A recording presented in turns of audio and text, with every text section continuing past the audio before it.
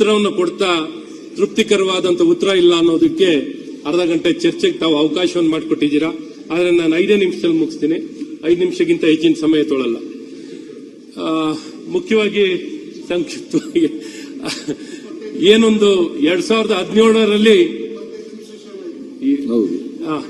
5 ನಿಮಿಷ 2017ರಲ್ಲಿ ಏನು ಒಂದು ಆದಾಯವನ್ನು ನಿಗದಿ ಮಾಡುವಂತದ್ದಾಗುತ್ತೆ. 1,20,000ಕ್ಕೆ ಏನೊಂದು ಪ್ರಯಾರಿಟಿ ಕಾರ್ಡ್ ಅನ್ನ ಪಡಿಬೇಕಂದ್ರೆ 1,20,000ಕ್ಕೆ ಆದಾಯವನ್ನು ನಿಗದಿ ಮಾಡುವಂತದ್ದಾಗಿದೆ.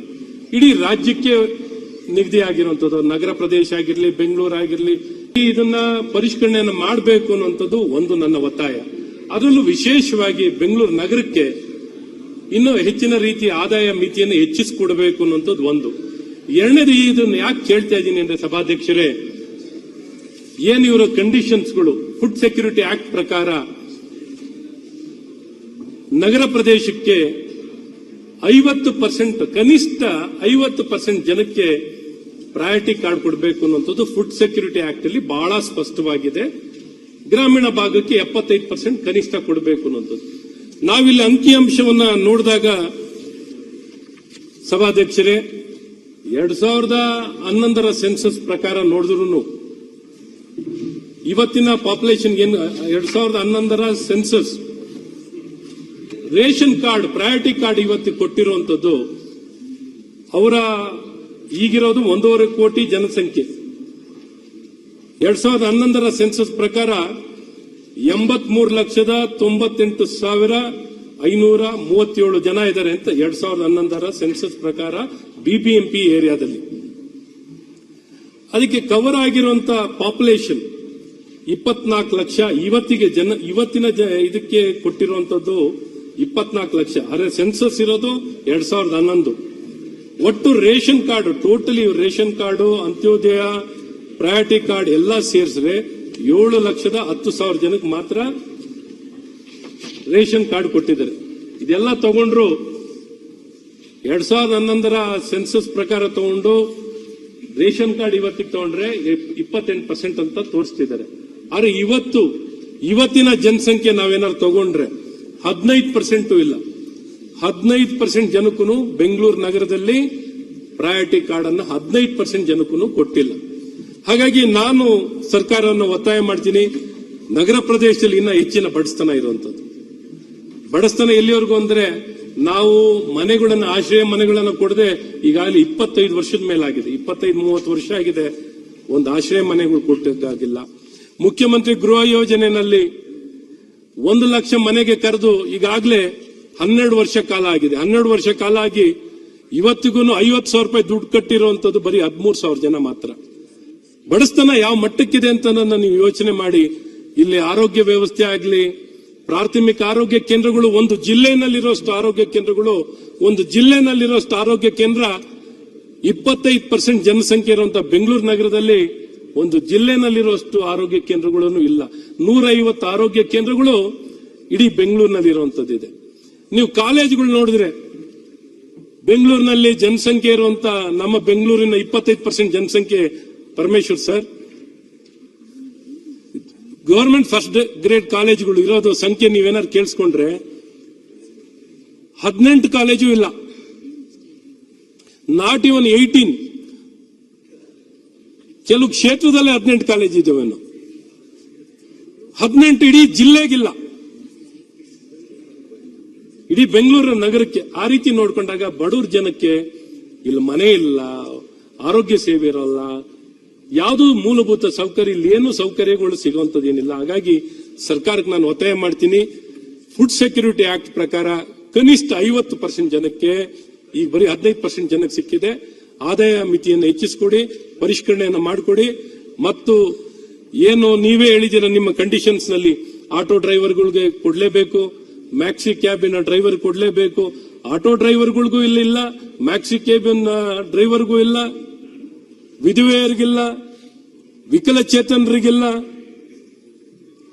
ಅಥವಾ ಯಾವುದೇ ಒಂದು ಮಾರಕ ಕಾಯಿಲೆಯಿಂದ ತುತ್ತಾಗಿರೋ ವ್ಯಕ್ತಿಗಳಿಗೆ, ಬಳಲ್ತಿರುವಂತ ವ್ಯಕ್ತಿಗಳಿಗೂ ರೇಷನ್ ಕಾರ್ಡ್ ಇಲ್ಲ. ಈ ಪರಿಸ್ಥಿತಿಯಲ್ಲಿದೆ. ಹಾಗಾಗಿ ನಾನು ಆಹಾರ ಸಚಿವರಲ್ಲಿ, ನೀವು ಹಿರಿಯರು, ಬಡವರ ಬಗ್ಗೆ ಕಾಳಜಿ ಇರುವಂತವ್ರು, ಹಾಗಾಗಿ ಬೆಂಗಳೂರು ನಗರದಲ್ಲೇ ನೀವು ಎಲ್ಲ ಅನುಕೂಲ ಇರೋರು ಹೆಚ್ಚು ಕಡಿಮೆ ಇರೋರೆಲ್ಲ, ಆದ್ರೆ ಬೆಂಗಳೂರು ನಗರದಲ್ಲಿ ಅನುಕೂಲ ಪಡ್ಕೋತಾರೆ. ಆ ನಗರಕ್ಕೆ ಸರ್ಕಾರಗಳಿಂದ ವಿರಳವಾಗಿ ಒಳ್ಳೆ ಕೆಲಸ ಆಗುವಂತದ್ದಾಗುತ್ತೆ. ಹಾಗಾಗಿ ನಿಮ್ಮನ್ನ ಇವತ್ತು ಅಪರೂಪಕ್ಕೆ ನಮಗೆ ಸಭಾಧ್ಯಕ್ಷರು ಅವಕಾಶವನ್ನು ಮಾಡಿಕೊಟ್ಟು ಈ ವಿಚಾರದಲ್ಲಿ ಚರ್ಚೆ ಮಾಡ್ಲಿಕ್ಕೆ ಅವಕಾಶವನ್ನು ಮಾಡಿಕೊಟ್ಟಾರೆ. ತಮ್ಮಯ್ಯ ನಿಮ್ಗೆ ತೃಪ್ತಿಯಾಗಿ ಚೆನ್ನಾಗಿ ಊಟ ಮಾಡಿ ಎಲ್ಲಾನು ಪಡ್ಕೊಂಡ್ರು ಬೆಂಗಳೂರು ನಗರಕ್ಕೇನು ಅನುಕೂಲ ಸಿಕ್ಕಿಲ್ಲ ತಮ್ಮಯ್ಯನವರೇ. ಇಲ್ಲಿ ಕಷ್ಟ ನಾವೇ ಎಷ್ಟೋ ಸಲಿ ಈ ನಗರಕ್ಕೆ ಅನ್ಯಾಯ ಮಾಡಿದ್ವಲ್ಲ. ಈ ಚುನಾಯಿತ ಪ್ರತಿನಿಧಿಗಳಾಗಿ ನಗರವನ್ನು ಪ್ರತಿನಿಧಿಸಿ ಬಡವ್ರ ಪರವಾಗಿ ಏನು ಕೆಲಸ ಮಾಡ್ಲಿಕ್ಕಾಗಿಲ್ಲ ಅಂತ ಆತ್ಮಾವಲೋಕನ ಮಾಡಿದಾಗ ನಿಜಕ್ಕೂ ನೋವಾಗುತ್ತೆ ಸಭಾಧ್ಯಕ್ಷರೇ. ಮನೆ ಬಡವರಿಗೇನು ಅವ್ರ ಪರವಾಗಿ ರಸ್ತೆಗಳಾಗ್ತೀವಿ, ಒಂದಿಷ್ಟು ಕೆಲಸಗಳು ಮಾಡ್ಕೊಂಡು ಬಂದ್ಬಿಡ್ತೀವಿ. ಆದ್ರೆ ನಿಜಕ್ಕೂ ಬಡವರಿಗೆ ಅನುಕೂಲತೆ ಕೊಡೋದ್ರಲ್ಲಿ ನಾವು ವಿಫಲರಾಗಿದ್ವಿ. ಹಾಗಾಗಿ ದಯವಿಟ್ಟು ನಾನು ಆಹಾರ ಸಚಿವರಲ್ಲಿ ಕೈ ಮುಗ್ದು ಕೇಳ್ಕೊತೀನಿ, ನಗರದ ಜನರ ಸಮಸ್ಯೆಗಳನ್ನ ಬಗೆಹರಿಸಿ ಈ ಪ್ರಯಾರಿಟಿ ಕಾರ್ಡ್ಗಳನ್ನ ಫುಡ್ ಸೆಕ್ಯೂರಿಟಿ ಆಕ್ಟ್ ಪ್ರಕಾರ 50% ಜನಕ್ಕೆ ಕೊಡುವಂತದ್ದು ವ್ಯವಸ್ಥೆ ಆಗಿದೆ. 24,90,000 ಜನಕ್ಕೆ ಒಟ್ಟು 1.25 ಕೋಟಿ ಜನಸಂಖ್ಯೆ ಇರೋದು. 1,20,00,000 ಕಾರ್ಡ್ ಅಂದ್ರೆ 4.5 ಕೋಟಿ. ಅದು ಬಿಡಿ ಸರ್, ನಾನು ಬೆಂಗಳೂರು ಬಿಟ್ಟರೆ ಬೆಂಗಳೂರು ಸಿಟಿ, ಬೆಂಗಳೂರು ಸೀಮಿತವಾಗಿ ಮಾತಾಡಿ ಸರ್. 1.25 ಕೋಟಿ ಜನಸಂಖ್ಯೆ ಇದೆ ಸರ್. ಒಟ್ಟಿಲ್ಲಿ ಪಾಪ್ಯುಲೇಷನ್ ಕವರ್ ಆಗಿರೋದು ಸರ್ 24,90,000 ಸರ್. ಸೊ ನೀವೆಲ್ಲ ಲೆಕ್ಕ ಹಾಕೊಂಡ್ಬಂದ್ರು 15% ಕವರ್ ಆಗಲ್ಲ ಸರ್. ಸೊ ಹಾಗಾಗಿ ನಿಮ್ಮಲ್ಲಿ ಕೇಳ್ಕೊಳ್ಳೋದು, ನಿಮ್ಗೆ ಗೊತ್ತಿದೆ ಎಲ್ಲರಿಗೂ ಎಷ್ಟು ಸಂಬಳ ಕೊಡ್ತೀವಿ ಅನ್ನೋದು ಸರ್. ಎಷ್ಟು ಜನಕ್ಕೆ ನಾವು 20,000ಕ್ಕಿಂತ ಹೆಚ್ಚಿನ ಸಂಬಳ ಕೊಡೋದೇ ಇಲ್ಲ ಸರ್. ನೀವು 50%ಗಿಂತ ಹೆಚ್ಚಿನ ಪಾಪ್ಯುಲೇಷನ್ 20,000 ರೂಪಾಯಿ ಸಂಬಳ ಕ್ರಾಸ್ ಆಗಕ್ಕೆ ಸಾಧ್ಯವಿಲ್ಲ. 60ರಿಂದ 50 ಅಂತ ನಾನು ಕನಿಷ್ಠ ಹೇಳ್ತಾ ಇದ್ದೀನಿ. 60ರಿಂದ 70% ಪಾಪ ಸರ್. ಜೀವನ ಹೆಂಗ್ ಭಗವಂತ ನನಗೆ, ಯಾಕೆಂದ್ರೆ ನಾನು ನೋಡಿದಾಗ ಭಗವಂತ ಇವ್ರಿಗೆ ಹೆಂಗ್ ಶಕ್ತಿ ಕೊಟ್ಟು ಹೆಂಗ್ ಬದುಕ್ತಿದಾರಪ್ಪ ಈ ಕೊಡುವಂತ ಕನಿಷ್ಠ ಸಂಬಳದಲ್ಲಿ. ಹೇಗ್ ಜೀವನ ನಡೀತಿದೆ ಅಂತ, ಹೇಗ್ ಜೀವನ ನಡೀಲಿಕ್ಕೆ ಸಾಧ್ಯ ಸರ್? ಆ ಜೀವನ ನಡೀಲಿಕ್ಕೆ ಸಾಧ್ಯ ಇಲ್ಲ ಸರ್. ಸರ್ಕಾರ ಎಲ್ಲ ಒಂದ್ ಕಡೆ ನಮ್ಗೆಲ್ಲ ಗೊತ್ತಿರುವಂತದ್ದು ಎಕನಾಮಿಕ್ ಸರ್ವೆ ತಗೊಳ್ಳಿ, ಇನ್ನೊಂದು ತಗೊಳ್ಳಿ, ಯಾವ್ದಾರ ತಗೊಂಡು ಚರ್ಚೆ ಮಾಡಿ ಸರ್. ಸರ್ ಅರ್ಬನ್ ಪೂವರ್ ನಿಜಕ್ಕೂ ಬಡಸ್ತನ ಹಳ್ಳಿ ಭಾಗದಲ್ಲಾರ ಏನಾರು ಒಂದು ಆಶ್ರಯ ಯೋಜನೆ ಏನಾರ ಇದೆ ಸರ್. ಇಲ್ಲಿ ನಗರದಲ್ಲಿ ಮನೆ ಯಾರಿಗಿದೆ ಸರ್ ಹೇಳಿ? ನಗರದಲ್ಲಿ ಮನೆಗಳನ್ನು ನಾವು ಕೊಡ್ಲಿಕ್ಕೆ 25 ವರ್ಷ ಆದ್ರೂ ಆಗಿಲ್ಲ, ಸತ್ಯ ಹೇಳ್ತಾ ಇದೀನಿ ಸರ್. ಸರ್ ಇಲ್ಲಿ ಯಾವ ಸರ್ವಿಸಸ್ ನಮ್ಮಲ್ಲಿ ಬೆಂಗಳೂರಿನಲ್ಲಿ ಯಾವುದು ಫ್ರೀ ಆಗಿ ಏನೂ ಸಿಗಲ್ಲ ಸರ್. ಸೊ ಹಾಗಾಗಿ ಸರ್ಕಾರ ಎಲ್ಲ ಒಂದ್ ಕಡೆ ಗಮನ ಹರಿಸುವಂತದ್ದಾಗಬೇಕು. ನಾನು ನಿಮ್ಗೆ ಅಂಕಿಅಂಶ ಬಿಟ್ಟು ಬೇರೇನು ಕೇಳಿಲ್ಲ. ಫುಡ್ ಸೆಕ್ಯೂರಿಟಿ ಆಕ್ಟ್ ಪ್ರಕಾರ 50% ಜನಕ್ಕೆ ಇಲ್ಲಿ ನೀವು ಕೊಡ್ಲೇಬೇಕು. ಜನಸಂಖ್ಯೆ ಇದಾರಲ್ಲ ಸರ್, ನೀವು ಕೊಡೋಕೆ 100 ನಿಮ್ಮ ಅಂಕಿಅಂಶಗಳು ನೀವು ಕೊಡೋಕೆ ಅಂತ ಹಂಗೆ ತೊಳಕ್ ಹೋದೆ ಬಡವರು ಸರ್.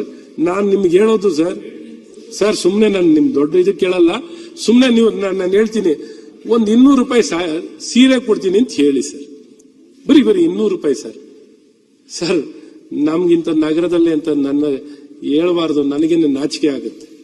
1000 ಜನ ನಿಂತಿರ್ತಾರೆ, ಅವ್ರಿಗೇನು ಕೆಲಸ ಇದ್ದರೆ ನಿಂತಿರೋದು ಸರ್. ಬರೀ ಒಂದು ಸಣ್ಣದಕ್ಕೆ ಸರ್ ಹೇಳಕ್ಕೆಲ್ಲ ಚೆನ್ನಾಗಿದೆ ಸರ್. ಬೆಂಗಳೂರು ತಲವಾರ ಆದಾಯ ಇನ್ನೊಂದು ಮತ್ತೊಂದು ಹೇಳಕ್ಕೆಲ್ಲ ಚೆನ್ನಾಗಿರುತ್ತೆ. ಬಟ್ ನಿಜವಾದ ವಾಸ್ತು ಪರಿಸ್ಥಿತಿಯನ್ನ ನೋಡ್ಬಿಟ್ರೆ ಸರ್ ನಿಜಕ್ಕೂ ಆಶ್ಚರ್ಯ ಆಗುತ್ತೆ. ಯಾವುದೋ ಒಬ್ರು ಸಂಪಾದನೆ ಮಾಡುವಂತವ್ರ ಆದಾಯಗಳು ದೊಡ್ಡ ದೊಡ್ಡ ಕಂಪನಿಯವರು ಶ್ರೀಮಂತರು ಹಣನ ತಗೊಂಡು ತಲವಾರ ಆದಾಯ ಅಂತ ತಗೊಂಡ್ರೆ ಎಂತ ಪರಿಸ್ಥಿತಿಯಲ್ಲಿದ್ದಾರೆ. ಕೆಲವು ಕಡೆ ನಿಮ್ಗೆ 95%, 99%, 100% ಕ್ರಾಸ್ ಆಗಿರೋ ಜಾಗಗಳಿದ್ದಾವೆ. ಆದ್ರೆ ಈ ನಗರದಲ್ಲಿ ನಮ್ಮ ದುರದೃಷ್ಟಕ್ಕೆ ಇದ್ಯಾವುದು ಇಲ್ಲ. ಎಷ್ಟು ಜನಕ್ಕೆ ನಿವೇಶನ ಇದೆ ನೋಡ್ಕೊಳ್ಳಿ, ಎಷ್ಟು ಜನಕ್ಕೆ ವಸತಿ ಇದೆ ಅಂತ ನೋಡಿ. ಯಾವ್ದು ನೋಡಿದ್ರು ಇವತ್ತು 50,000, 1,00,000 ಮನೆ. ನಿಮ್ ಸುಮ್ಮನೆ ಯಾಕೆ ಕಣ್ಣು ತೆರಿಲಿಕ್ಕೆ ನಾನು ಪ್ರಯತ್ನ ಮಾಡಿದೆ ಅಂದ್ರೆ, ಸರ್ಕಾರ ಕರೆದಿರುವಂತ 1,00,000 ಮನೆಗೆ ಅರ್ಜಿಗೆ 50,000 ರೂಪಾಯಿ ಕೊಡ್ಲಿಕ್ಕೆ ಬರೀ 13,000 ಜನ ಕೈನಲ್ಲಿ ಮಾತ್ರ ಆಗಿದೆ ಸರ್. ಹಾಗಾಗಿ ನಿಜಕ್ಕೂ 50,000 ರೂಪಾಯಿ ಕೊಟ್ಟು ಅರ್ಜಿ ಕೊಡ್ಲಿಕ್ಕೂ ಸ್ವಂತ ಮನೆಗಳು ತಗೊಳ್ಲಿಕ್ಕೂ ಆಗಿಲ್ಲ ಸರ್. ನಿಜಕ್ಕೂ ಕೆಟ್ಟ ಪರಿಸ್ಥಿತಿ ಇದೆ. ದಯವಿಟ್ಟು ನಿಮ್ ಕೈ ಮುಗಿ ಕೇಳ್ಕೊತೀನಿ, ಇದನ್ನು ಕನ್ಸಿಡರ್ ಮಾಡಿ ಉದಾರವಾಗಿ ನಿಮ್ಮ ಅಧಿಕಾರಿಗಳಿಗೆ ಹೇಳಿ, ಏನು ಒಂದು ಫುಡ್ ಸೆಕ್ಯೂರಿಟಿ ಆಕ್ಟ್ ಪ್ರಕಾರ 50% ಜನಕ್ಕೆ ಸ್ಯಾಚುರೇಷನ್ ಕೊಡುವಂಥದ್ದು, 50% ಜನಕ್ಕೆ ಕೊಡುವಂಥದ್ದು ಆಗ್ಲಿ.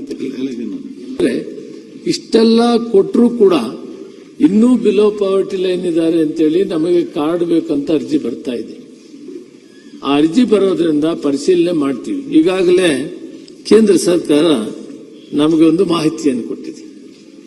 ಅವರ ಸರ್ವೆಯಲ್ಲಿ 7,76,000 ಜನ ಕಾರ್ಡ್ನವರು ಬಿಲೋ ಪಾವರ್ಟಿ ಲೈನ್ನಲ್ಲಿಲ್ಲ ಅವ್ರನ್ನ ಮರುಪರಿಶೀಲನೆ ಮಾಡಿ ಅವ್ರನ್ನ APL ತರಬೇಕು ಅನ್ನೋ ವಿಷಯವನ್ನ ಹೇಳಿದ್ದಾರೆ. ಪರಿಶೀಲನೆ ಮಾಡ್ತಾ ಇದ್ದೀವಿ. ಆ ಪರಿಶೀಲನೆಯಲ್ಲಿ ಸುಮಾರು 50% ಈಗ ಪರಿಶೀಲನೆ ಆಗಿದೆ. ಕೇಂದ್ರ ಸರ್ಕಾರ ಹೇಳಿದಾಗೆ ಆ ಗೈಡ್ಲೈನ್ಸ್ಗೆ ಹೋದಾಗ ಅವರು APL ಕಾರ್ಡ್ಗೆ ಬರ್ತಾ ಇದ್ದಾರೆ. ಅದನ್ನು ಕೂಡ ಆದಷ್ಟು ಬೇಗ ಪರಿಶೀಲನೆ ಮಾಡಿ ತೀರ್ಮಾನ ತೆಗೆದುಕೊಳ್ಳುತ್ತೇವೆ. ಒಟ್ಟಾರೆ ನೇರವಾಗಿ ಮಾನ್ಯ ಸದಸ್ಯರು ಹೇಳುವಂತ ವಿಷಯ ಏನಿದೆ ಅದನ್ನ ಕೇವಲ ಒಂದು ಅಸೆಂಬ್ಲಿ ಅಂತಲ್ಲ, ಬೆಂಗಳೂರಿನಲ್ಲಿ ಸುಮಾರು 28 ಮತಕ್ಷೇತ್ರಗಳು ಬರ್ತದೆ. ಇದನ್ನ ಮತ್ತೊಂದು ಸಾರಿ ಪರಿಶೀಲನೆ ಮಾಡಿ ವಾಸ್ತವಾಂಶವನ್ನು ತೆಗೆದು 1-2 ತಿಂಗಳು ಬೇಕಾಗ್ತದೆ. ನಿಮ್ಗೊಂದು ತಿಂಗಳು ಅಂದ್ರೆ ಕಷ್ಟ ಆಗ್ತದೆ. ಡೀಟೇಲ್ ಆಗಿ ಮಾಡಬೇಕು. ಮಾಡಿ ವರದಿಯನ್ನು ಸರ್ಕಾರಕ್ಕೂ ಅಧ್ಯಕ್ಷರು ತಿಳಿಸಿ ಸರಿ ಮಾಡೋಣ.